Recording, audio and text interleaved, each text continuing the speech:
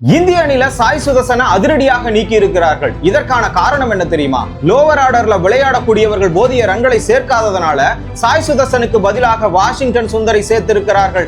அப்போ தேர்ட் பிளேஸ்ல யார் ஆட போறான்றதான உங்களோட கொஸ்டின். இதுல முதல் டெஸ்ட்ல முதல் இன்னிங்ஸ்ல 0 ரன் அடிச்சு இரண்டாவது இன்னிங்ஸ்ல 20 ரன் அடிச்ச கருண் நாயருக்கு வாய்ப்பை கொடுத்திருக்கிறார்கள். அப்படி பார்க்கும் பொழுது முதல் டெஸ்ட்ல 2 பேருமே போதிய ரன்களை சேர்க்காதனால 2 பேருக்குமே வாய்ப்பு மறுத்து இருக்கணும். அதுவும் இல்லையா 2 பேருக்குமே வாய்ப்பை கொடுத்திருக்கணும்.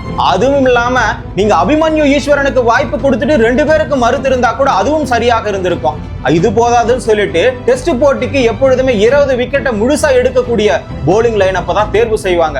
ஆனா இந்த இடத்துல முழு நேரமாக பந்து வீசக்கூடிய ஹர்ஷ்தீப் சிங்கோ இல்ல குல்தீப் யாதவோ தேர்வு செய்யாமல் அதற்கு பதிலாக பேட்டிங்கை 8 விக்கெட் வரைக்கும் நாங்க ஸ்ட்ராங்கா வச்சிருக்கணும்ன்றதுக்காக நிதிஷ்குமார் ரெட்டியும் வாஷிங்டன் சுந்தரையும் சேர்த்திருக்கிறாங்க. போதாதற்கு பும்ராவையும் ஓய்வெடுக்க வச்சிருக்காங்க. பேட்டிங் லைனப்ப ஸ்ட்ராங் ஆக்குறன்னு சொல்லிட்டு இந்த இரண்டாவது டெஸ்ட்ல போலிங் லைனப்ல கோட்டை விட போறாங்களான்னு தெரியல.